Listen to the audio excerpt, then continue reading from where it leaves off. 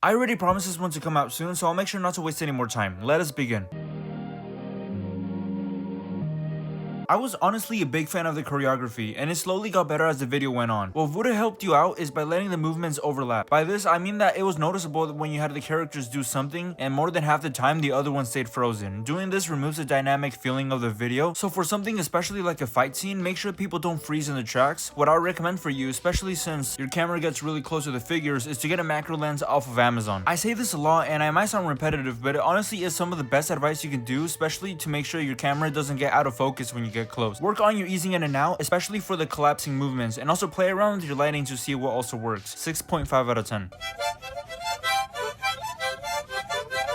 It's easy to notice that you're holding yourself back for about half of the video when the camera is being too close. I advise you that if you have fun with the camera on the corner, you can always turn it around to get a lower angle. If you insist on zooming in that hard, then also lower the angle to make sure more of the face shows, and also work on the headroom on those shots. And I'm really going off on this since it really takes a lot from the video. Not just that, but the video looks infinitely better when you let the camera have more breathing room, and it also lets us see way more of your set design. I also want to really call out that I love all the moves you had Ultron do. As a whole, all the stuff that involved an impact on Ultron looked or were really well done. To get rid of the plenty of digital noise in this video, make sure that your ISO is as low as you can in the manual stop motion settings, and instead use a shutter to light up the camera more, since the ISO is basically a brightness filter, but the shutter actually lets more light into your phone's camera. And that's also what I do to help out my videos to look cleaner. Some polishing would help out this video, but it's hard to not admit that this video is a really fun watch. 8.5 out of 10. The practical humor really ended up helping out this video, especially since the animation itself still needed work. The camera for plenty of stuff was really out of focus here, so the same advice I mentioned prior in the video also applies here. Great job though on keeping the energy of the video and the voice acting. I still struggle with this as well, but you always kept it naturally vibrant, which also gave this video a charm. I don't think that having a small set hurt you here, since you also embrace not having a big set by having out of set scenarios, which is basically you doubling down on your creativity. It's still very clear though that you still needed some adjustment on your lighting. Not only make sure that your lighting is consistent, but also make sure that you're filming on manual settings. When this isn't done, you can't promise that the video will look like how you wish. 7 out of 10.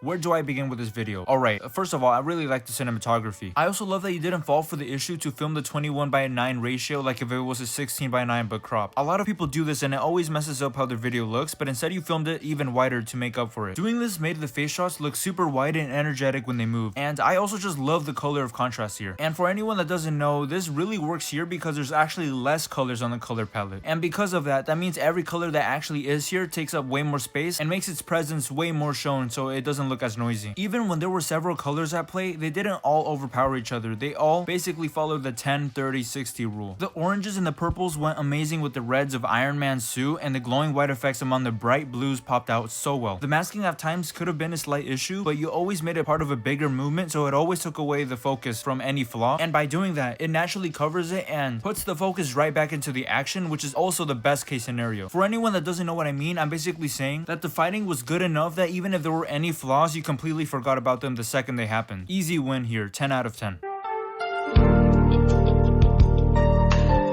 For the few times it's done, the camera panning was really well done and it always felt controlled. I say few since this video really relies on artificial zoom-ins. This isn't typically an issue since it's usually done for comedic purposes, but it begins to feel lazy when it's all of the camera shots, especially when a lot of them are still frozen frames. To never have a shot feel rushed or lazy, you have to split the effort of the shots. If a shot relies on a lot of camera movement, you aren't forced to put as much effort into the figures moving. Same thing in reverse, where if characters are moving super energetically with their movements, you aren't really as forced to make the camera move as much. But you can definitely break this rule by giving them both a lot of energy, and it's usually even better. But the thing is that you should never do the opposite and have both lack energy. And the reason for this is because then it's not really animation, you're just keeping frozen frames. Let yourself have more fun with what you can do, since for example the shot of the dead goblin would have been instantly better if you were actually holding your phone slowly going up. The slight mess ups of your hand shaking would have given it more soul, and small things like that naturally make the video better. 5.7 out of 10.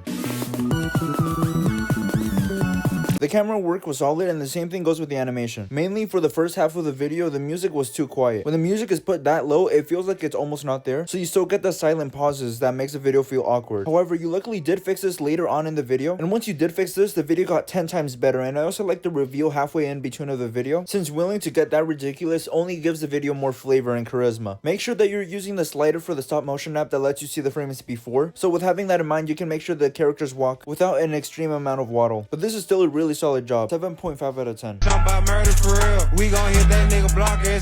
I'm being so serious, this video surprised me so much. Like, I didn't really even think this was possible. The set design here, even when the lighting didn't match, still felt phenomenal. The craziest part is that the sets weren't even in the scale of normal figures, but instead put into something much larger. Make sure that you find a way that you can import the scene's audio instead of recording it from another device, since that's what really lowers the quality. With that out of the way, a video like this, even with its imperfections, is generally so creative it's hard not to love it. In the looks of its cinematography, the video stood its ground. Glad to say this was a 9.5 out of 10.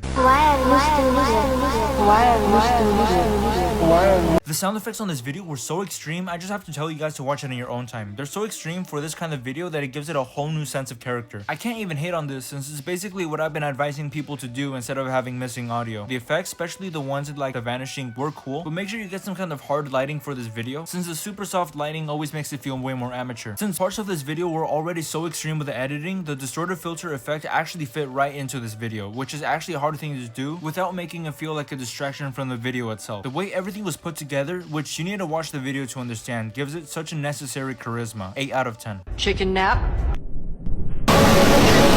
This video is just stunning. The set design from a distance does so much for this video, and I really love that the first third of this video is purely red, and in the way everything was lit, it really sold the idea that actually the environment is red instead of just being a filter. Even though there was barely any music in this video, I still say this video has some of the best sound design out here. And this is mainly because all the sound effects were very tactical, and it made all of the troopers feel like true professionals. And yeah, there was music, but the thing is that it was used in a very proper time, and if you're gonna be making music into a very minimal thing in your video, it's always really smart to make sure it's always appropriately used. The animation itself could have its own review. It was impactful, and I really liked that there was times where it was actually choppy, and choppy animation doesn't automatically mean bad, since if it was silk smooth, it just would not be as impactful as it is here. The cinematography does not disappoint, and whether the camera stays still or moves, it always feels right. For anyone that wants to know how to master the skills, this video is a golden standard for it. The mech movements, even though they needed completely different skills compared to normal figures, was also expertly done. I have no complaints for this video. 10 out of 10. So those were the videos for today. If I somehow forgot you were supposed to be here as well, just let me know in the comments and I'll probably add you to the next one. Regardless, make sure that you like, subscribe, and share. See you guys next time.